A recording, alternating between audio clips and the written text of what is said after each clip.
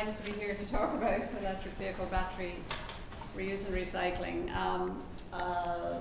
I started working on this in 2015 and did a project for the American Petroleum Institute in 2019. And I tell everyone that we did our first draft in February 2019, and by the time we got the comments back in April 19, everything had changed and we had to rewrite the report. We got the second set of comments in July 2019, and when we got that report back, everything had changed again. So this is a topic where things change very quickly. So how do I get on to the next one? Just the arrows. The arrows are not working. Oh, no, they're not working. Which arrow? This arrow, okay. So today I'll just talk about the electric vehicle battery issue, some big picture numbers, options for reuse and recycling, policies that are in place or under consideration, and why, when looking at policy in particular, when talking to governments, you have to explain that an electric vehicle battery is different to a lot of other products that they've developed policies and regulations for before. So just by way of why are we here today, national government mandates globally really want to eliminate internal combustion engines which burn fossil fuels as part of their climate change commitments, mostly by 2035. So you can see in this map, different countries have made commitments for different years. This translates into the number of electric vehicles that we think will be sold in the US between now and 2030. And you can sort of see in 2023 it's 1.1 million electric vehicles. By 2030 it's 4.7 million. And in Canada, Transport Canada in December 2022 released an action plan for clean transportation. Canada is committed to having 100% light-duty vehicles be zero-emission vehicles by 2035. So a lot of these will be electric vehicles, but there will be hydrogen vehicles also, and we don't yet know what the mix of hydrogen and electric will be by 2035. Some OEMs are committed more to hydrogen than electric, so we'll see how that plays out. But pretend for the time being that zero emission is mostly electric. At least 20% of new car sales by 2026 have to be zero emission, 60% by 2030, and 100% by 2035.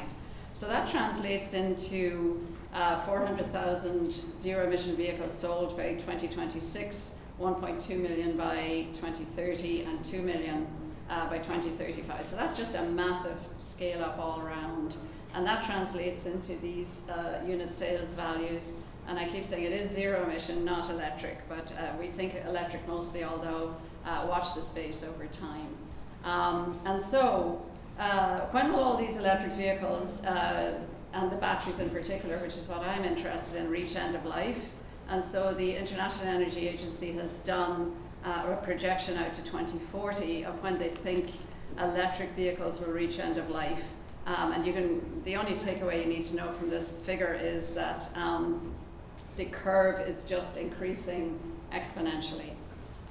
So I'll talk about reuse and repurposing of electric vehicle batteries, which is a very interesting part of this story, which I'll get to in a minute. So when an electric vehicle battery is no good for the vehicle itself, which is when it can only hold 70 or 80% of the charge, it still has 70 or 80% of the charge. It's no good to run a vehicle, but it's pretty good for energy storage or all kinds of other applications. So second life applications will extend the life of that battery. We don't quite know how long. We used to just pull a number out of the air a few years ago when we did these studies, say, you know what, it could be 5 or 10 years. But Toyota has just started an installation in California where their partner in the installation says, I think I can make this installation of second life electric vehicle batteries last 15 years. So the big reason we're interested in this is it really delays the supply going to the recyclers of those batteries.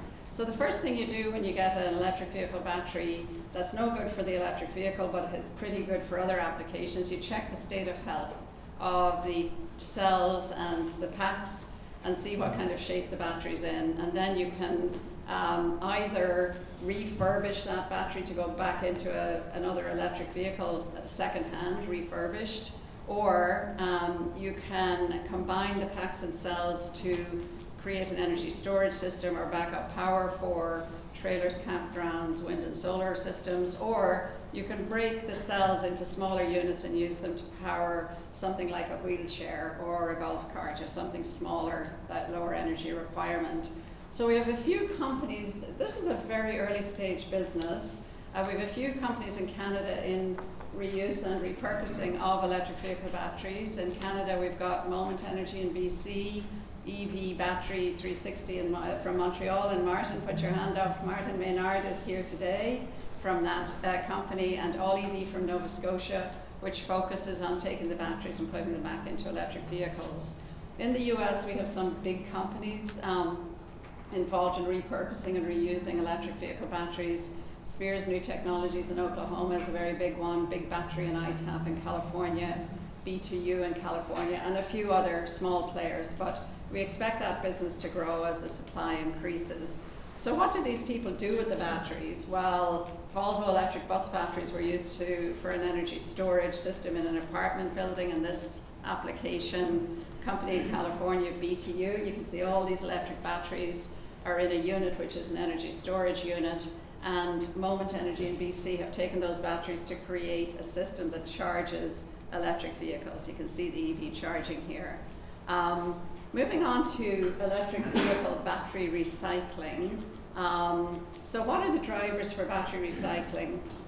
First of all, global supply chains are long for all of the materials you need for a battery. We want battery materials near battery manufacturing, and numerous, they call them gigafactories because they create a gigawatt hour of battery capacity. Many battery factories are being planned for the US as well as Canada. We want the materials here in North America if we possibly can. And if there was one thing that COVID taught us, it's that long supply chains are just not a good idea. We had COVID, we've got Ukraine, so basically no one wants long supply chains. They want everything closer to home. And so, OEMs also want to show stakeholders that they are participating in end-of-life management of these batteries in a responsible way. And so you reduce the environmental footprint of the battery if you use recycled material, and that becomes important if you're selling into the European Union because of the new EU battery regulation, because there's mandatory reporting, which I'll get to in a few minutes, on the environmental footprint of your battery.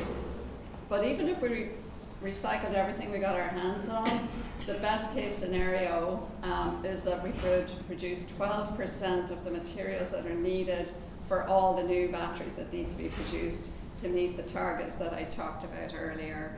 So recycling will help the supply problem, but it won't solve the supply problem. So talking about the battery itself, a cell has an anode, a cathode, electrolyte separator, and a housing. There are various cell designs, pouch, prismatic, and cylindrical are the three main ones. I'm going through all this to explain why actual recycling is complicated. There are various battery chemistries. So right now, NCA and NMC, which have nickel, cobalt, aluminum, or manganese, are the most common battery chemistries used today. So everyone's looking for nickel, cobalt, manganese, and aluminum to make those cells. However, and those batteries have a lot of very valuable material. Nickel and cobalt are worth a fortune, so everyone wants to grab the nickel and cobalt. However, new batteries are coming online and are becoming quite popular, called LFP, lithium ferrous phosphate. Now, lithium ferrous phosphate is made of iron and phosphorus, and they're not as valuable as the nickel and the cobalt. But the electric vehicle batteries are many different power sizes in kilowatt hours depending on the car, and they're very heavy, 300 to 500 kilos. So people talk about, oh, there'll be illegal dumping of EV batteries, and I say, you know what, they're pretty heavy. They're the size of a small elephant or a medium-sized bear, so you're not going to be tipping them out the back of your truck, or at least I hope you won't be. So anyway, OEMs look at all of these factors and they pick the combination of chemistry and design which balances cost, weight, performance, power, and capacity. These batteries have a lot of copper wiring, circuit boards, and a battery management system which has precious metals in it. So this is what they look like if anyone hasn't seen one. We've got a Chevrolet Bolt battery on the left-hand side and a Jaguar one on the right-hand side. The orange wiring is the extensive copper wiring that goes into the battery management system. But you can see it's not that easy to pull these things apart to recycle the different parts of them. And what recyclers are really interested in is how much valuable material is in this battery. So you can just look across at the cobalt and nickel. That's probably what they're most interested in. Copper for selling their metals for a lot of money. And that's how recyclers assess what they are most interested in terms of the battery chemistries. You can look at this chart here of the amount of different metals in all of the different chemistries that are on the market now, and on the left-hand side is the LFP, and you can see that it doesn't really have any of the valuable metals except for some lithium. So it's complex to recycle electric vehicle batteries.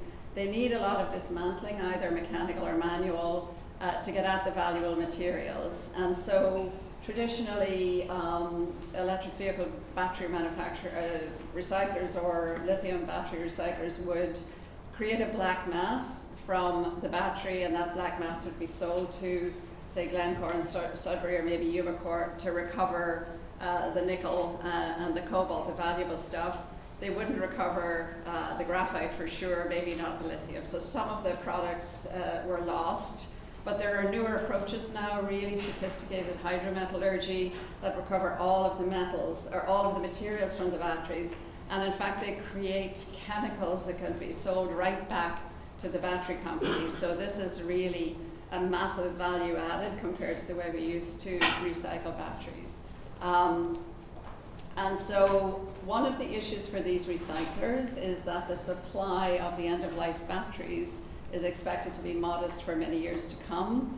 And so the focus is really on production scrap. I won't expect you to read this figure, but it just shows that it's very complicated to recycle the battery out of an electric vehicle. And I definitely don't expect you to read this one, but it just shows all the different flow sheets that different recyclers can use to get those valuable metals back into the chemicals to sell to the chemical companies. So I should say it's more than a handful, but it's not a massive number of companies that are in the recycling business for the lithium batteries in electric vehicles right now. We have a few in the room, I believe. They can put their hands up. I won't name anyone in particular, and I won't spend time on this. But because of the reuse, maybe delaying the supply, and the battery lasting a lot longer than we thought it would a few years ago, we think that it'll really be processing scrap that is the main supply into the recyclers for a few years to come. And there's lots of processing scrap from battery manufacturers at the moment. It'll get less as they get more sophisticated, but you can see in the paper where a lot of battery manufacturers have formed partnerships with recyclers to take their production scrap and turn it around back into material that the battery people will buy back. So what does all this mean in terms of how you regulate or develop policies for electric vehicle batteries? I'll just run through a few things that are happening globally. One big one is the EU battery regulation, which just came into effect within the last few months. It replaces the EU battery directive, and a regulation is more formal in that it has to be adopted by all the EU countries. So they're saying, right, for an electric vehicle battery and other large format batteries, you have to report the carbon intensity of producing that battery. So here's where recycling materials comes in handy, because they have a much lower carbon footprint than mining stuff out of the ground and processing it. So by 2027, it's mandatory to report your CO2, and the method of calculating that CO2 footprint is being developed this year. The regulation also requires recycled content in the batteries. So now everyone's going to be looking for that material that the recyclers are producing, and it applies to EV, industrial and automotive batteries. But they do actually have a bit of a weasel clause that says subject to availability of the materials, because even in the regulation they recognize that the issue I mentioned earlier with the longer lifespan and possibly second life for these batteries, the supply may take a while to develop. So if they can get the supply by 2030, your batteries has to have at least 12% recycled cobalt, 85% lead's no problem because lots of lead around, 4% lithium and 4% nickel. And then that gets ratcheted up subject to availability of supply. The EU battery regulation also requires eco-design to make recycling easier. They want the batteries to have performance and durability, and they want them easily removable and easily replaceable, because now they're not that easy to get out or replace. And they want repurposing and remanufacturing to happen as part of the circular economy. They also want more information on these batteries. Like, you can get a battery into an auto recycler, you don't know what the chemistry is, you might not even know what kilowatt hours the battery is. So they want a label with the chemistry, they want a QR code on the battery, and they want the battery to have a little passport of its own to say the cobalt that went into this battery did not come from the Democratic Republic of Congo, it came from Canada. You know, so there's a lot of social reporting that has to go into the battery passport. But the battery passport, people think it's going to track the battery all through the system. It's really right now more for the provenance of the materials in the battery, and it's not fully developed. They're testing it in Germany now, doing beta testing, so it's not a full product yet. So in California, they had a problem a few years ago that they'd had all these solar systems put in 30 years ago, and then they came to the end of life and they had all these solar panels, and people were actually throwing them into just illegally dumping them, and they said, we're not going to let that happen to electric vehicle batteries. So they set up an advisory group 2 years ago to develop approaches to ensure that electric vehicle batteries were managed properly. And the group worked for 2 years, and we have some members of the group in the room here today. And they came up with the 2 policy approaches they thought were the best for these batteries. So that would be a core exchange and a vehicle backstop, sort of like a deposit return system for the battery, and producer take back, but some way to look after batteries that were sort of left abandoned.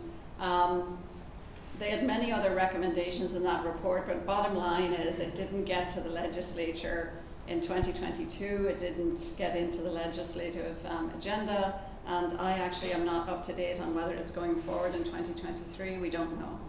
Okay, so in Canada, in Quebec, we had draft EPR, what we call EPR legislation, Extended Producer Responsibility legislation, in October 2021. So that said, okay, whoever puts the battery on the market has to maybe pay into a fund, take the battery back at the end of its life, and they based all of their projections on a 10-year lifespan. So there was a lot of pushback from industry on that legislation, so it was withdrawn, and now industry is working on a voluntary program in Quebec. In British Columbia, they also have EPR legislation, which is coming in 2026. So each responsible party has to put in a plan to the government on how they're going to manage their electric vehicle batteries at end of life. So when you're thinking in terms of policy, this is for governments. When you're looking at electric vehicle batteries, they'll reach end of life, they need to go into a second life, maybe be recycled, but for sure they need to be managed to recover those precious metals in them. It's important to know that the market is developing rapidly, and any policy which is developed has to have a lot of flexibility because the business is constantly changing.